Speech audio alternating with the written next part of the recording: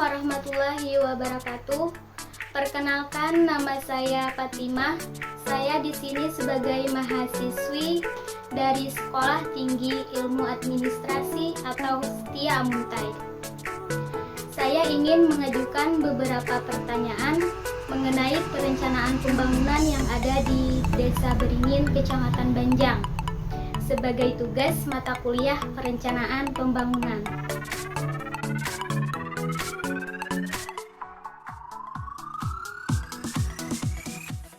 Di sini saya sudah bersama narasumber, yaitu Saudara Muhammad Irfan Supian selaku anggota Badan Permusyawaratan Desa di Desa Beringin.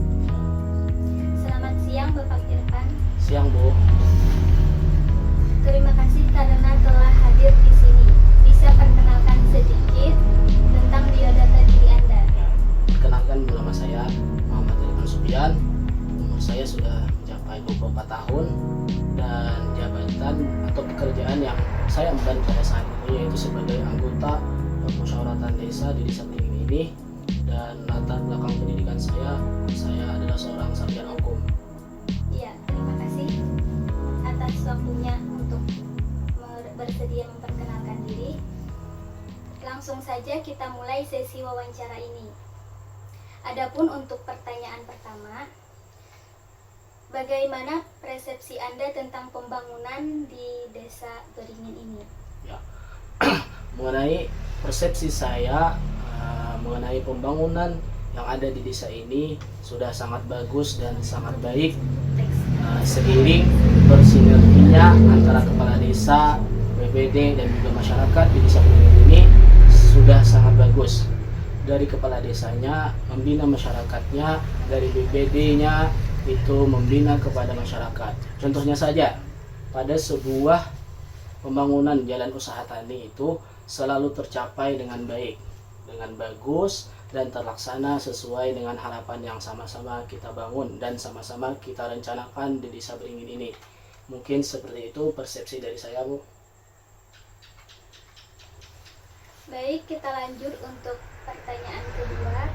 Apa harapan Anda tentang wacana atau rencana pembangunan di Desa Beringin ini?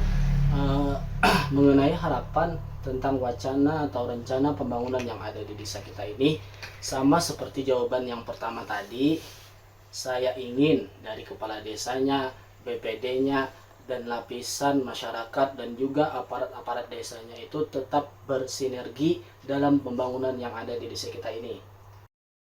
Terbangunlah atau terciptalah sebuah kerjasama yang baik, lalu terwujudlah sebuah pembangunan dari wacana dan rencana yang telah kita rencanakan sejak tahun-tahun dahulu. Ya, kita lanjut lagi ke pertanyaan selanjutnya. Apakah pendapat Anda mengenai ancaman, tantangan, hambatan, dan gangguan yang dihadapi dalam rangka pelaksanaan pembangunan di Desa Beringin, baik dari unsur masyarakat, pemerintah, dunia usaha maupun lembaga swadaya masyarakat? Ya, mengenai ancaman, tantangan, hambatan, dan juga gangguan mungkin tidak terlalu banyak terjadi di desa kita ini. Mungkin ada hambatan, ada gangguan dan tantangan bagi kami para pelaksana pembangunan. Mungkin hanya ada dari sektor unsur masyarakatnya saja. Mungkin SDM-nya ada yang kurang pengalaman, karena kami dalam perencanaan pembangunan maupun pelaksanaannya itu selalu mengambil para pekerja pembangunan itu dari masyarakat yang ada di desa kita ini. Ini mungkin mereka, masyarakat di sini, hanya kurang pengalaman dalam bekerja. Misalnya seperti masyarakat yang kurang berpengalaman dalam menangani proyek besar, pembangunan yang besar, mengakibatkan masyarakat di desa kita sendiri banyak yang tidak mempunyai pengalaman dalam membuat suatu pembangunan yang ada di desa kita ini. Iya, untuk pertanyaan keempat, apakah sumber biaya di desa Anda selama ini cukup? Ya, bisa dikatakan cukup, juga bisa dikatakan kurang. Kenapa begitu? Saya beri penjelasannya. dikatakan cukup, misalnya ada pembangunan 200 meter jalan usaha tani. Itu kami anggarkan bersama kepala desa dan juga bersama BPD dan segenap lapisan masyarakat sepanjang 200 meter misalnya. Dan ternyata bisa terlaksana di tahun ini. Pembangunan jalan usaha tani itu sesuai dengan rencana yang telah ada. Jadi dengan itu menjadi anggaran yang cukup atau biaya atau dana yang cukup tadi. Dan bisa dikatakan kurang. Kenapa jadi dikatakan kurang? Karena kita ada mempunyai rencana pembangunan untuk di tempat-tempat lainnya seperti penerangan jalan. Dikatakan tidak cukup karena anggaran yang kita pakai untuk pembangunan rencana penerangan jalan tadi sudah dipakai untuk penanganan atau pembangunan jalan usaha tani tadi. Iya, dan bagaimana mengatasi kekurangan biaya pembangunan tersebut? Biasanya kami adakan musyawarah desa lagi untuk merencanakan dan mewancanakan melanjutkan pembangunan penerangan jalan itu di tahun anggaran berikutnya. Di tahun anggaran berikutnya. Ya. Baik, untuk pertanyaan yang terakhir, sektor apa saja yang patut dibanggakan saat ini dari hasil pembangunan yang sudah ada? Ya. Sektor yang dapat kami banggakan, mungkin kebanyakan yang kami rencanakan dari pembangunan yaitu adalah jalan usaha tani. Ya. Kenapa dikatakan jalan usaha tani? Karena memang masyarakat yang ada di desa Beringin, di desa kita ini kebanyakannya mereka berusaha yaitu menanam padi, mungkin bisa juga berkebun labu, berkebun singkong, berkebun kacang.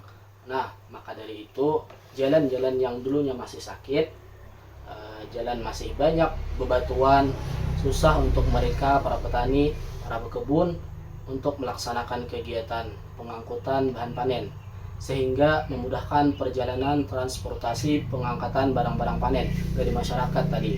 Maka dari itu kami sangat membanggakan jalan usaha tani ini yang telah berhasil kami bangun selama ini, bersinergi dengan kepala desa, BPD dan juga segenap lapisan masyarakat. Ya, selain pembangunan jalan usaha tadi, usaha tani, apakah ada sektor lain yang patut dibanggakan? Ya, alhamdulillah ada. Kami bersama kepala desa juga BPD dan segenap lapisan masyarakat membanggakan sektor lain dari pembangunan pemberdayaan masyarakatnya. Ya. Kami mengadakan pelatihan seperti pelatihan otomotif atau bengkel dan pelatihan mebel aluminium. Kenapa kami katakan atau kami bisa banggakan? Karena kami senang dan bahagia melihat SDM yang ada di desa Beringin ini memiliki keterampilan dan kemampuan selain dari usaha tani tadi. Ya, terima kasih Bapak atas waktu dan jawaban yang telah disampaikan. Ya, semoga bermanfaat dan sukses selalu.